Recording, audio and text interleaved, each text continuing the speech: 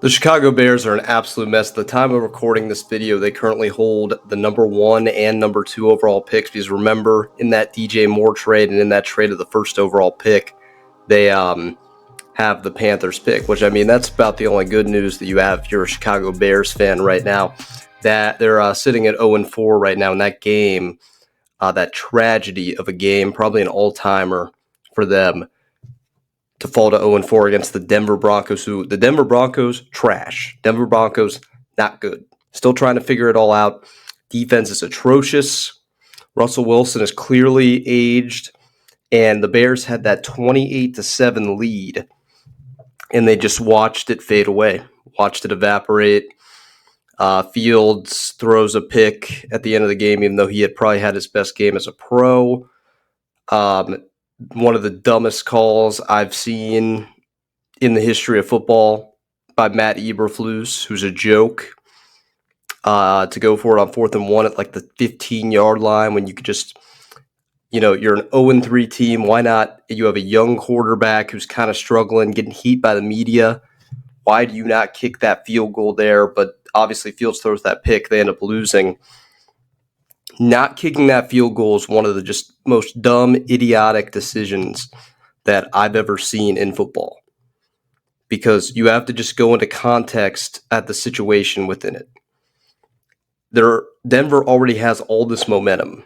If you risk not getting this first down, there's a 90% chance they're probably going to go down and score. They have all this momentum, and they've done it 2 times prior. So that's the number one reason that you do that. Another reason is that you got to think about who's been getting the heat. The heat's been on Justin Fields. The heat's been on you as a coach. If you trot the kicker out there, the heat goes to the defense. It stays away from Justin Fields, who's getting all the heat. It stays away from your rookie quarterback. It doesn't put him in the situation where he has to come from behind and win a game. It puts it on the defense. And if the kicker misses it, you can blame the kicker. With this situation, it just makes it look even more hopeless because you have to blame, once again, your quarterback. And it's just an absolute mess in Chicago, an absolute mess. And just going back to, although Fields played probably the best game I've seen as a pro, he was making a lot of plays with his arm. It was a close game. You kind of got to go back to his college and football career. I've never seen him win a game. I've never seen him win a come-from-behind game, never a come-from-behind fourth-quarter comeback, even in college football. In college football, the one game you can point to is that college football playoff game against Clemson, and he was driving him down. He threw that pick with like 30 seconds left. Every game that he's seemingly had that's been close in the NFL, there's been an interception or there's been a fumble or they just haven't been able to convert on 4th down at some point. It happens again. And the kind of picks he throws down the stretch are quite awful, quite terrible. Usually his fault, which that was a bad throw. Should he have been in that situation? No, but still, he's possessing no clutch gene whatsoever. It's a huge issue in the NFL.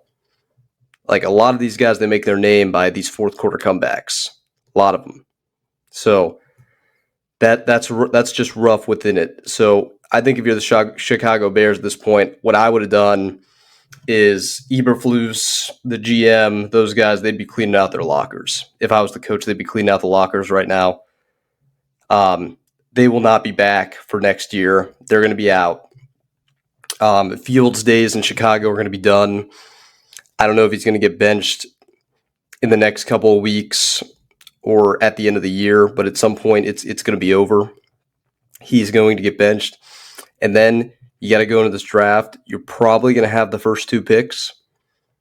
You got to draft Caleb Williams, and you have to put together a good front office. Like, you have to get a good coach, probably an offensive guy. You're going to want him to work well with Caleb Williams.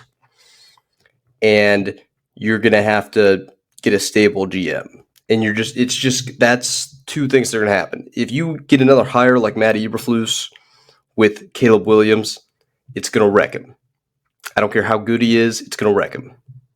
You got to have a good, solid head coach that can just kind of lead him in, make that transition seamless. That's something that needs to happen. It just needs to happen.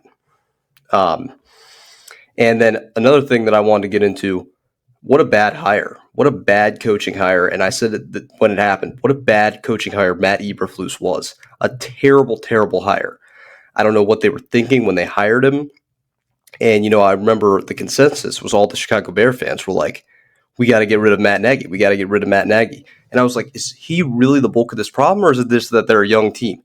Matt Nagy, say what you want to say about him, was an offensive-minded coach that got Mitch Trubisky to the postseason, and they probably almost won that game. They almost won that game if it wasn't for that doink of a kick. He got them to the postseason.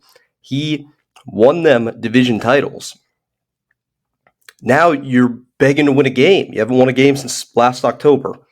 You haven't won the game in a calendar year. It is a mess in Chicago.